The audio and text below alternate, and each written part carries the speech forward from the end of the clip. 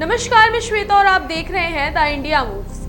भारत और कनाडा के रिश्तों में पिछले एक साल से चली आ रही कड़वाहट अब धीरे धीरे खत्म होती नजर आ रही है। विदेश मंत्री एस जयशंकर अब एक अहम दौरे पर कनाडा हैं, जो दोनों देशों के बीच बिगड़े रिश्ते को पटरी पर लाने की दिशा में बड़ा कदम माना जा रहा है।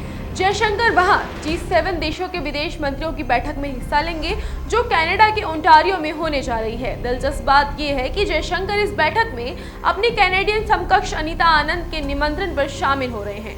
यानी यह दौरा सिर्फ एक औपचारिक अंतर्राष्ट्रीय इवेंट नहीं, बल्कि भारत कनाडा रिश्तों में नई गर्मजोशी का संकेत भी है। G7 मीटिंग में दुनिया के सबसे प्रभावशाली देशों के विदेश मंत्री एक मंच पर आने वाले हैं और भारत की मौजूदगी ग्लोबल साउथ यानी विकासशील देशों की आवाज को मजबूती देने का मौका भी है।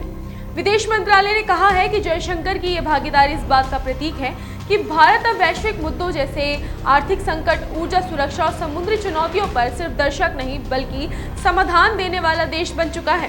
कनाडा ने इस बार ऑस्ट्रेलिया, ब्राजील, भारत, सऊदी अरब, मेक्सिको, दक्षिण कोरिया, दक्षिण अफ्रीका और यूक्रेन जैसे देशों को भी इस बैठक में आमंत्रित किया है ताकि दुनिया भर की चुनौतियों पर मिलकर चर्चा हो सके।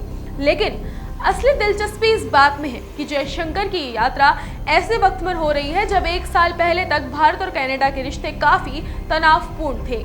याद होगा 2023 में कनाडा के प्रधानमंत्री जस्टिन ट्रूडो ने भारतीय एजेंसियों पर आरोप लगाया था कि सिख अलगाववादी हरदीप सिंह निज्जर की हत्या में भारत का हाथ हो सकता है। भारत ने उस आरोप को बेतुका और राजनीति से प्रेरित बताया था।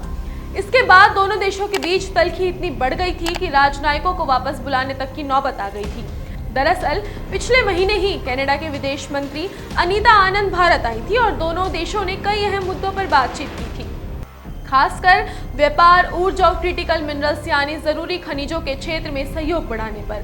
दोनों नेताओं ने यह भी तय किया था कि व्यापार और निवेश पर मंत्री स्तरीय बातचीत जल्द शुरू हो जाएगी ताकि दोनों देशों के कारोबारी रिश्ते नए मुकाम पर पहुंच सके।